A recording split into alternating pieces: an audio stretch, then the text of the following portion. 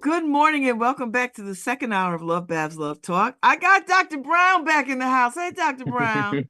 Morning. How are you? I told him in the last hour, I said, Dr. Brown sent me this text, and Dr. Brown could talk. So he sent me this text about, today's the anniversary of Brown versus the Board of Education. I was like, so he sent me this whole thing about all the points that he wanted to talk about. And I said, Dr. Brown, you could come on the show and talk about them this morning, because that'd be a good way. So let me just tell people the Brown versus Board of Education of Topeka was a landmark 1954 Supreme Court case in which the justices ruled unanimously that racial segregation of children in public schools was unconstitutional. Brown versus the Board of Education was one of the cornerstones of the civil rights movement and helped establish the precedent that separate but equal education and other services were not, in fact, equal at all. Yeah, one of the great things about our relationship, Babz, is that you allow me to vent. So you don't send me a text this time of morning again. You hear me?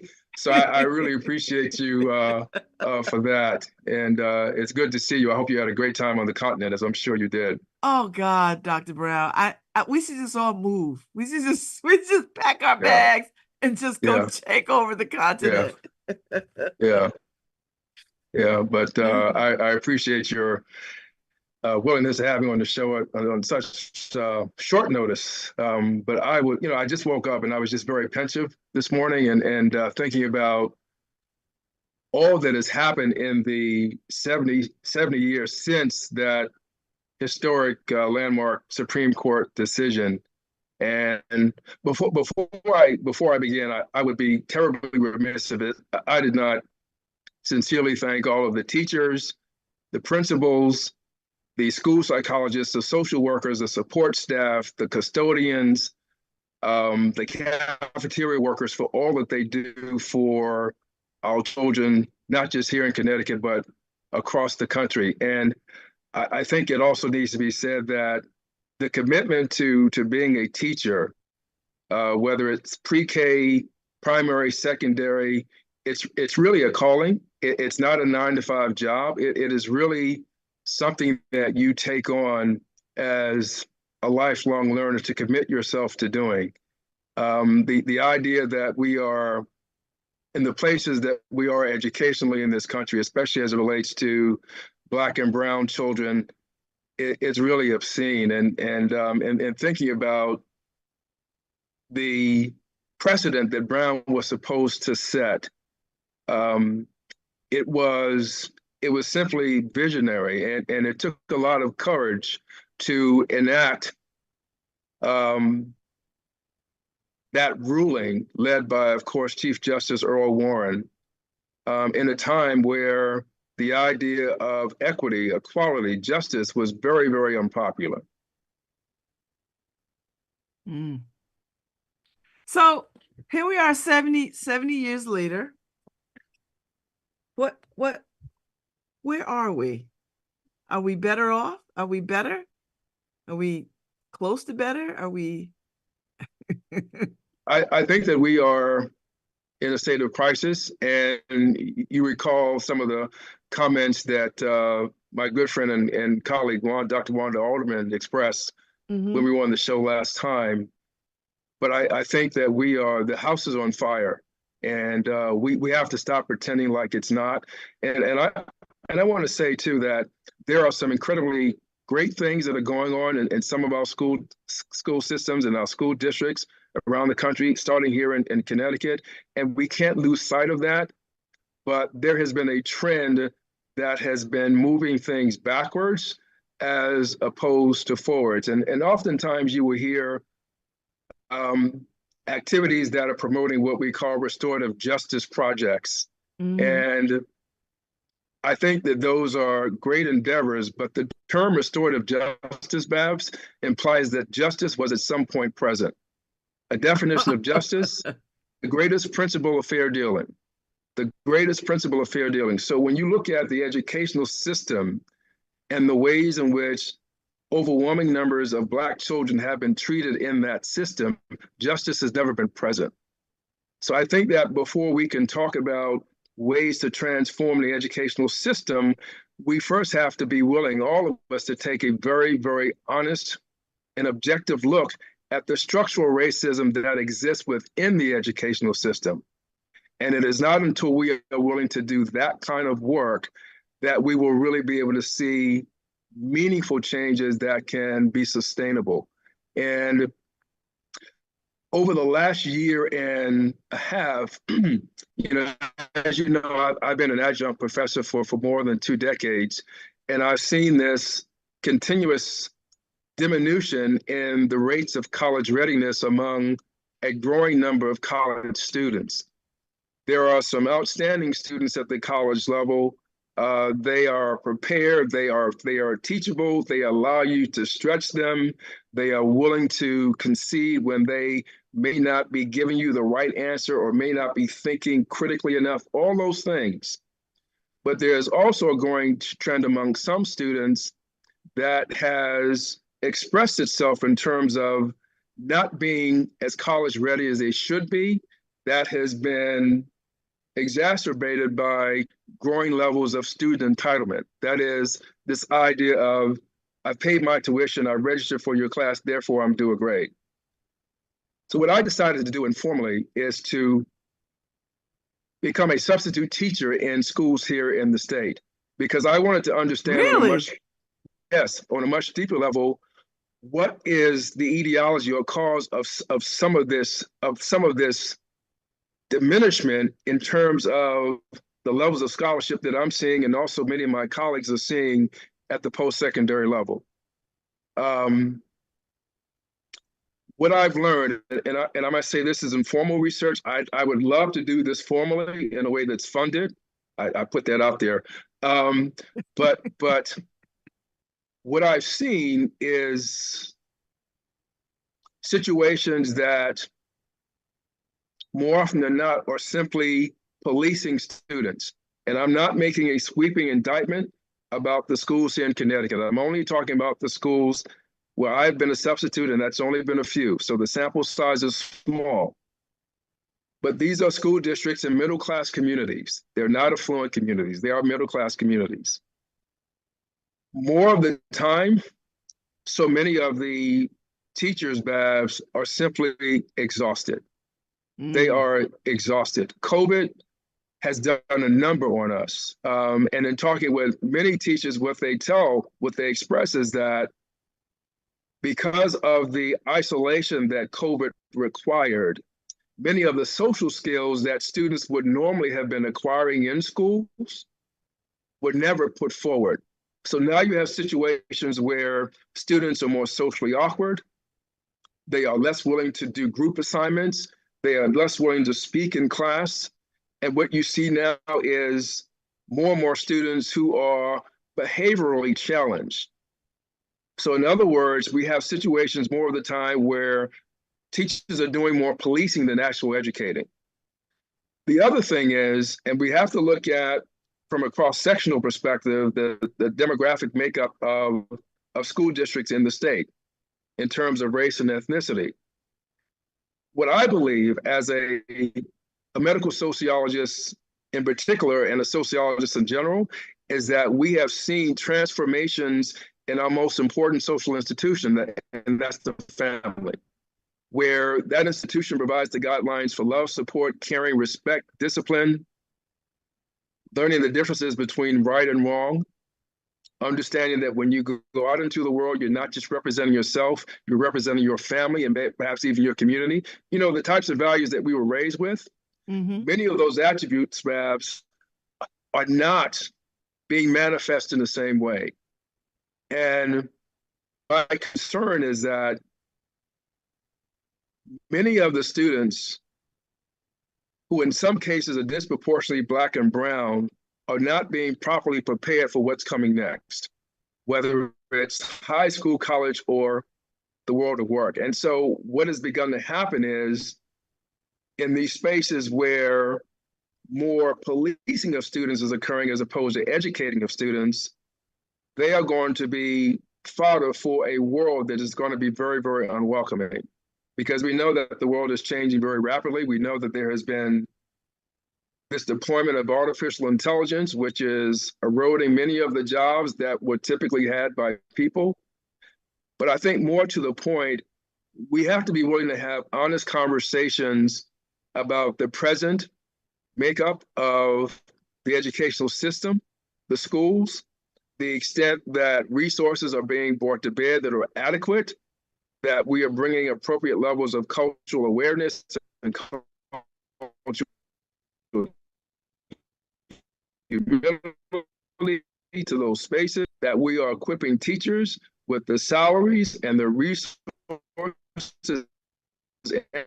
and the support. So there are a host of issues that we have to confront as opposed to kicking the can down the road, as it were. Mm. Mm.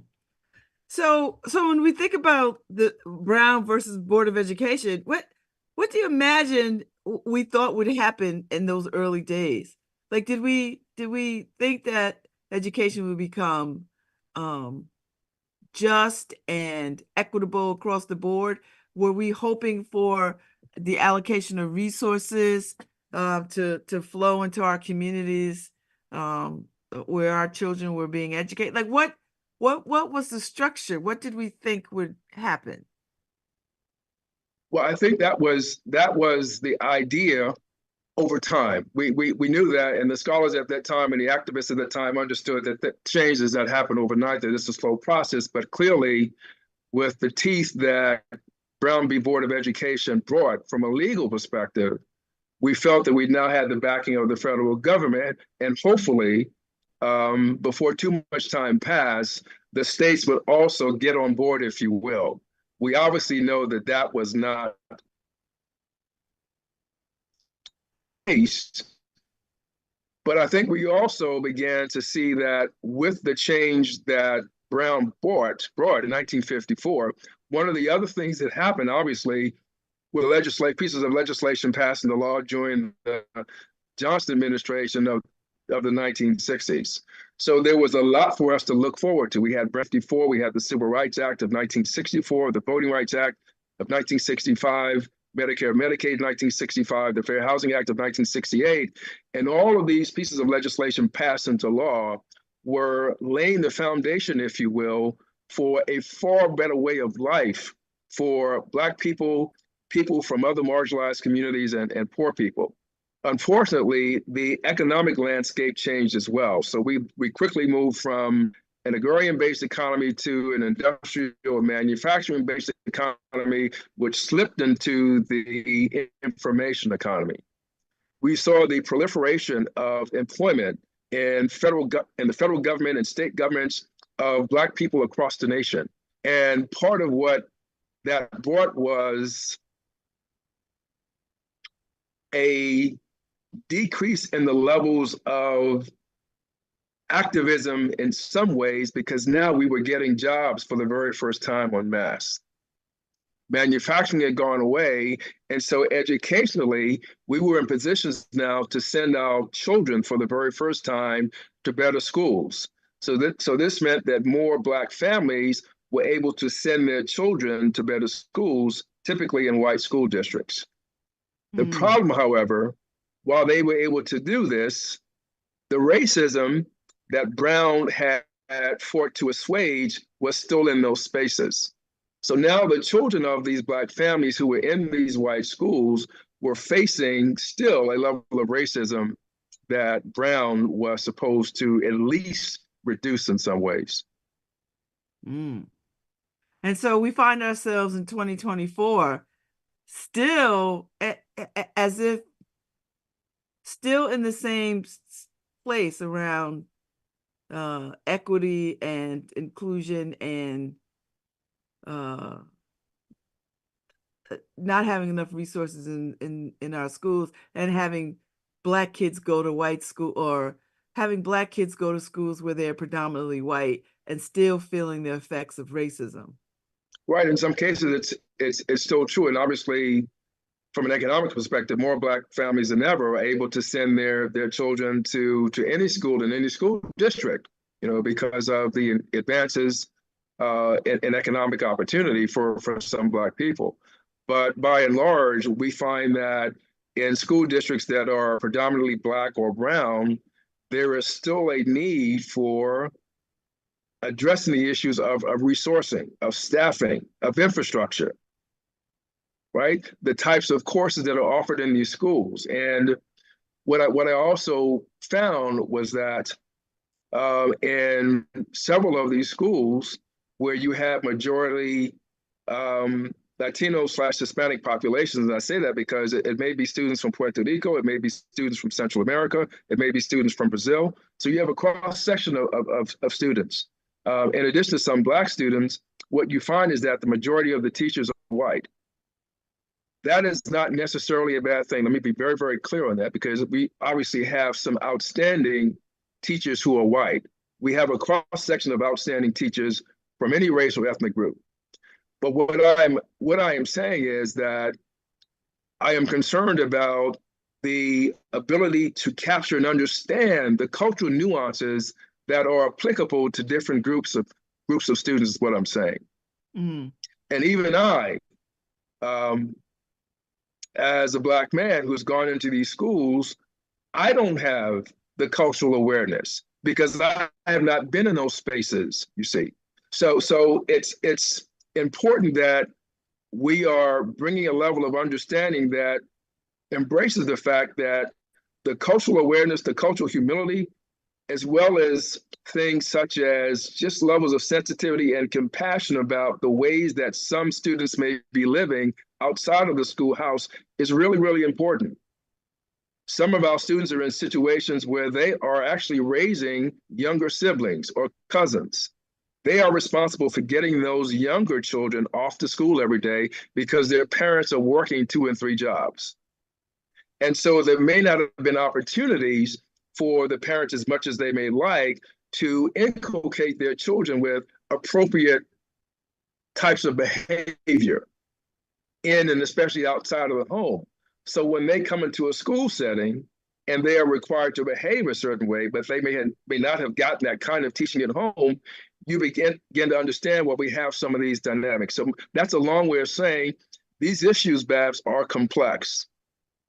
They are complex and they require pulling them apart, right? We have to deconstruct all of these social forces that are contributing to outcomes educationally that we don't want for our students, to say nothing of the ways in which COVID has created significant levels of chronic absenteeism and learning loss in our schools.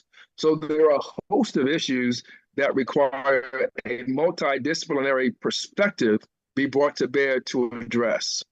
So what would be the best entity to tackle that? Because we can't ask teachers on top of what they're already doing to be about the business of tackling these kinds of issues. Principals can't do it. So is it an outside entity outside of the educational system that can come in and look at this? Like, how would we address this? I think it's a combination of several different entities. I think it starts at the grassroots levels.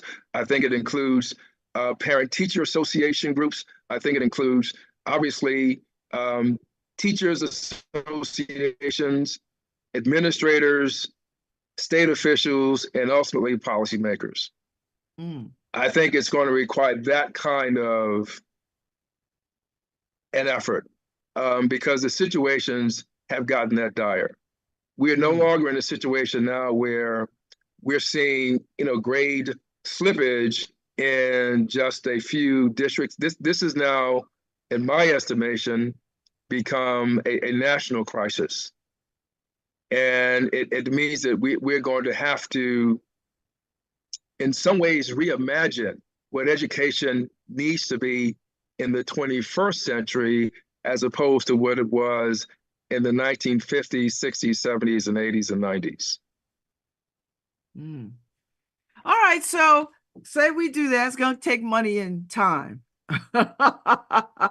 So who should fund this? Who should fund? Should the government fund this work? Should private private philanthropists fund this work? Who would be interested in funding this? Partnerships, I believe. Mhm. I believe philanthropic organizations, to be sure. It may be civil rights organizations. It certainly needs to be the federal and state governments, but it's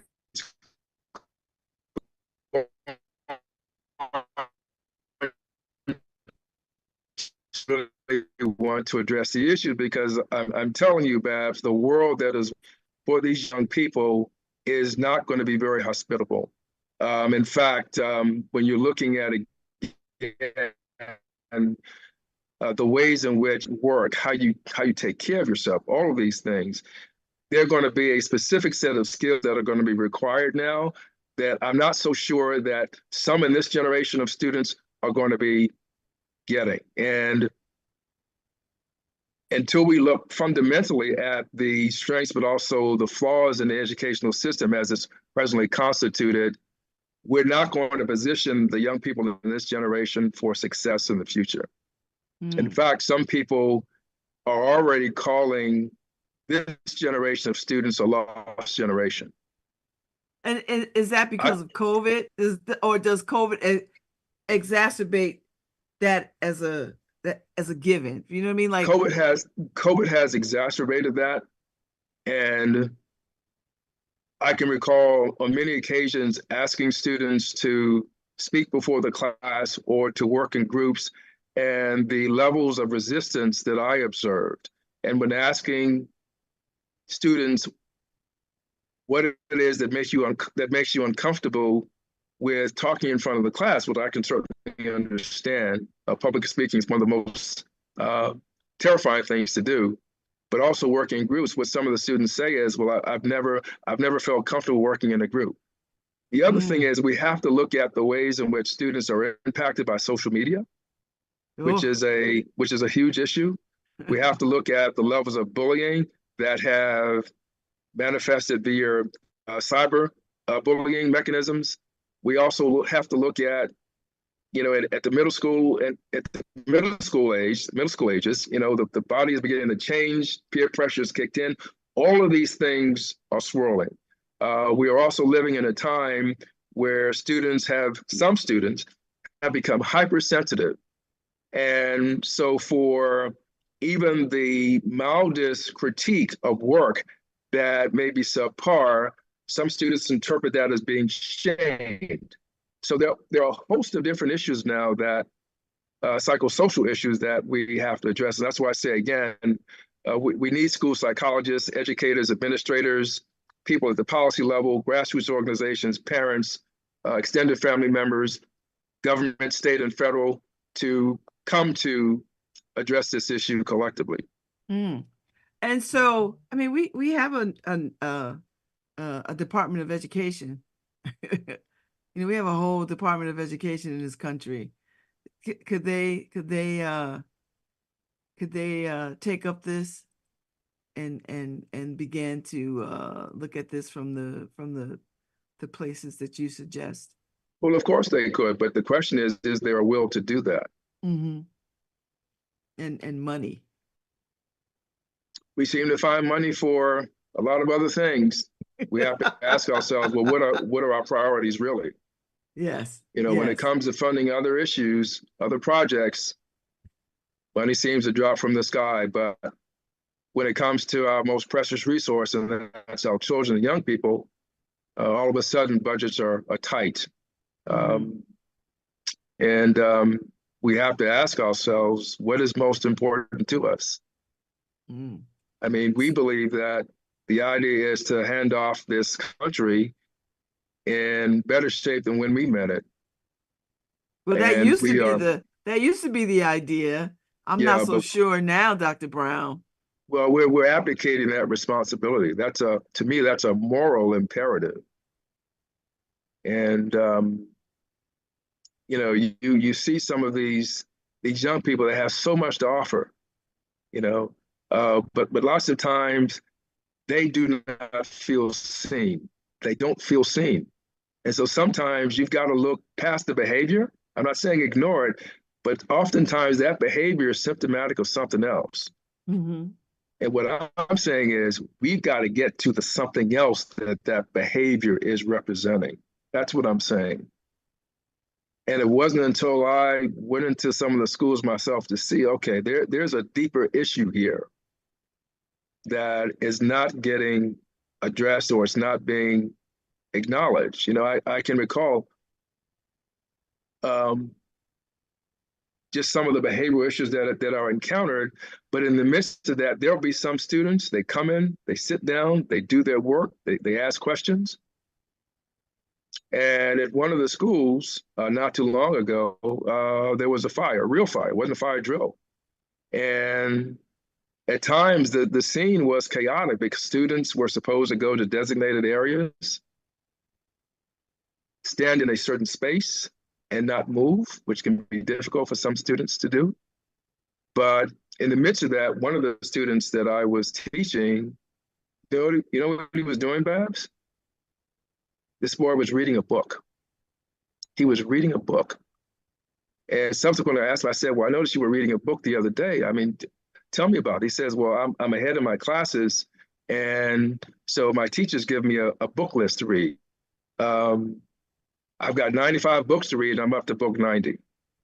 Wow. So my question to you is, where does that come from? You know where it comes from? It comes from the home. That's where it comes from. That's home training. That's home training. And the flip side of that coin is you have the student that willfully misbehaves. You will say left, that student will say right. You will say up, that student will say down. You will say, please don't talk, the student talks. But if you have an opportunity to get behind that, and mind you now, you have to have the patience of Job, which I'm not so good at times. But once you get behind that to understand the why, then it begins to make sense. Our young people are a lot smarter than we give them credit for sometimes. They understand what's going on, but they have to be put in environments where they are appreciated, acknowledged, respected, given praise, but also given the guidelines and the structure and the expectations. This is what I expect of you. When you're not this thing by yourself, give me your hand, we're going to do this thing together. And you'll be amazed at some of the things that young person can produce. Because you've not just extended your expertise as an educator or paraprofessional, what you've done is you've extended your humanity to that child. And that may be the one thing that they may be missing most, is just the extension of humanity. So we have to look at all of these issues. So as we got about 5 minutes left, Dr. Brown, or 5 minutes left. How should we be thinking about Brown versus the Board of Education on this day, 70 years later? What do you want people to think about moving forward? Brown was not the end of a movement, it was the beginning of one. And the first thing is that I hope that people will never forget Brown, never forget the struggle and the sacrifices that were required to have Brown be a part of our history. The numbers of people who marched, who protested, who suffered, who in some cases died for Brown, who are unthanked, unhonored, unacknowledged. That legacy has been passed on to us to help make things better, not to memorialize what Brown gave us, but to use it as a guide, to use it as a tool to move things forward. Because if we don't do that, then what was Brown really for in the first place? It wasn't just for that moment in time, it was for the benefit of successive generations of young Black people. So we have a moral imperative to keep Brown alive, but also work to bring the essence of what Brown represents into existence in this time.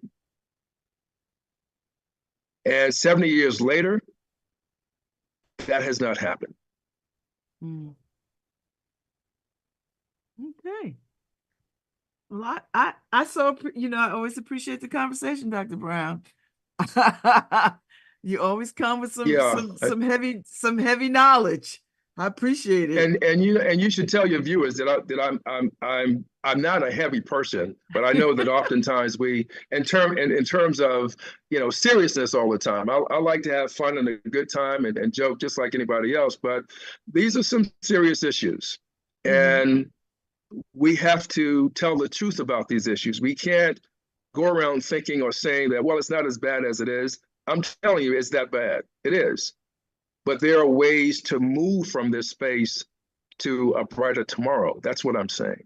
And I hope that your viewers and listeners take that with them, that I'm not trying to paint this doom and gloom scenario. What I'm saying is I'm giving you the information so that perhaps it allows us in some way to make better, more informed decisions about how we move forward, because we cannot get it wrong when it comes to our children. The costs are too high. They're just too high. And so it's imperative that we all work collectively to get this thing right, and we can do it. We just have to have the will. I agree. I say that all the time. And political will all the time too. We have the way, we just need political will. So thank you, Dr. Brown, for the text this morning and the ability to jump on. Well, I didn't think you were going to even answer the text until after, maybe sometime later today. I had no intentions of coming on the show necessarily. I just was venting as I do. But I'm glad that you. Well, no, you know what? The fact that you reminded me that today was the 7th. I mean, I kind of knew it because people were talking about it in the early part of the week. But the fact that you were so passionate about it, I was like, you know what? Let's. And I didn't have a guest this morning. You're my guest, so it just the universe just worked it out. Worked out. So I appreciate it greatly, and it was a wonderful, rich conversation. Thank you. Yeah, no, thank you. And Harry, hello, how are you? I'm on the show and I never get to speak to Harry, so I hope that you're well. Harry is fine. Yeah. Well, do give him my regards. I'm good. And it's always good to hear from you, Dr. Brown. Yeah, good to hear your voice as well. So, well, have a good weekend, Dr. Brown. And you also. Keep the text coming, because I appreciate when we get into these conversations offline and on air. Yeah. Okay. Thanks again. Right. Thank you. Take good care. Well. Have a good weekend. Right. Thank you, Harry.